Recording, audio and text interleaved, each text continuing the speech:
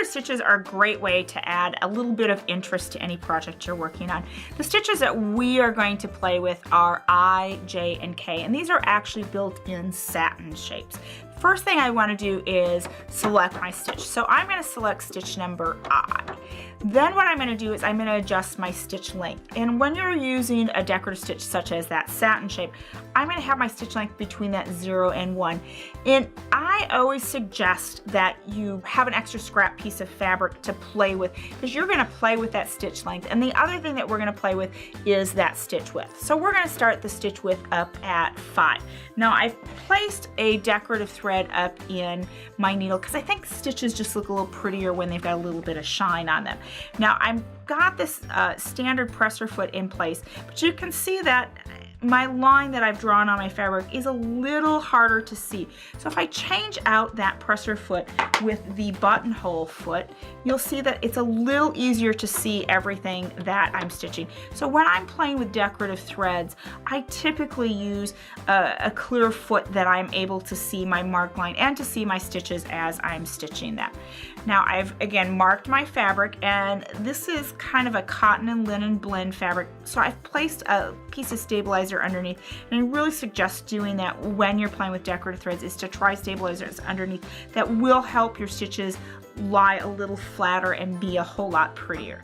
Now we're going to center that line and we're going to start to stitch, and as we're stitching we're going to play with our stitch width and our stitch length to see if we are going to, or it's an easy way to find the optimal look that we are looking for, because there are many times where I might want a stitch to be a little closer together or a little further apart.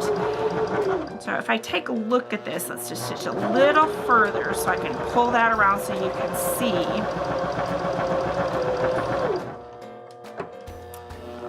I can already see that I need to probably shorten that stitch length a little bit so that my stitches are tighter together.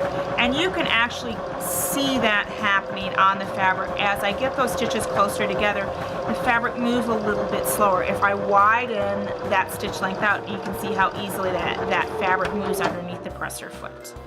So I'm stitching and I can see that my thread broke, and I'm not sure why. So let's go up and take a look at the spool and see where something may have happened. And sure enough, what has happened is my thread snuck behind the thread spool, and what it did was it wrapped around the thread spool holder, and that tension was enough to break that needle thread. So I'm going to raise my presser foot, and we're going to take the thread out of position and unwrap it off of that spool pin. And I think what I'm going to do in this case is I might take my thread going the opposite direction so that it doesn't have the opportunity to sneak back. And I'm going to make sure that that's tight up against the curve or the molding on my machine so that that thread can't sneak back there. And then I'm just going to go ahead and thread my machine following my numbers, and then I'll pick up my stitching.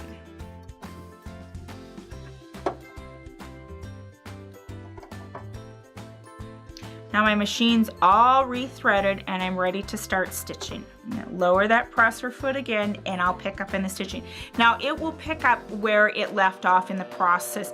I'm not able to go back to the beginning of this stitch, and I've got that set on 0 so you can see that it's not moving. So let's take it back to that setting that I was going between the 1 and the 2 so that you can see how spreading the stitch out, what it looks like. And then I'm going to take it back to the setting of between the 1 and 2, and you can see again how it moves.